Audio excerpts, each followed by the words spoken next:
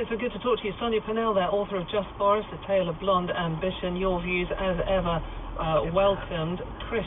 Peter says this.